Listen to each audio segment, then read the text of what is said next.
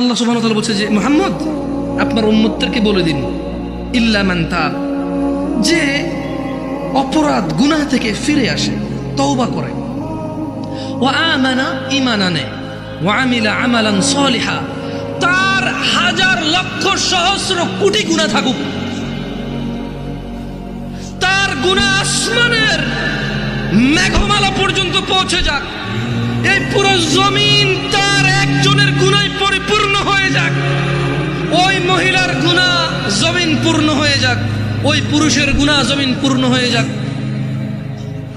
মুহাম্মদ সাল্লাল্লাহু আলাইহি ওয়াসাল্লাম আপনার উম্মতকে বলেন, সে যদি তার গুনাহকে মাপার দরকার নাই, তার গুনাহ কত কত ওজন কত সংখ্যা মাপার দরকার নাই, ওকে বলেন। এটা সূরা ফুরকানের আয়াত। আমি কোনো হাদিস বলছি না যে আপনি জাল বলবেন, দয়ীফ বলবেন, মুনকার বলবেন, মওযু বলবেন, তর্ক বিতর্ক শুরু করে দেবেন। এটা কোরআনুল কারীমের আয়াত, এর অনুবাদ করছি। আল্লাহ বলছেন যে আপনার এই উম্মতদেরকে বলে দেন, গুনার সংখ্যাও কেন গুনছে, ও ওজন কেন করতেছে, ও বেঁচে আছে না, ও নিঃশ্বাস আছে না, ও তো মারা যায়নি, এখনো ওর জন্য তওবার দরজা খোলা আছে, ও ফিরে আসতে পারে, ও ফিরে আসতে বলেন।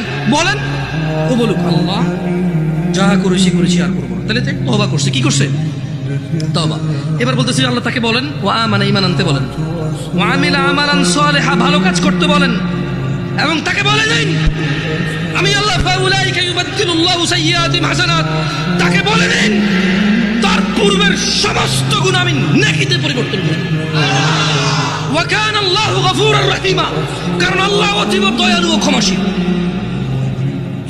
সিদ্ধান্ত আমি চলে গেলাম, তুমি থেকে যাও, আমি এখন চলে গেলাম, তুমি থেকে যাও।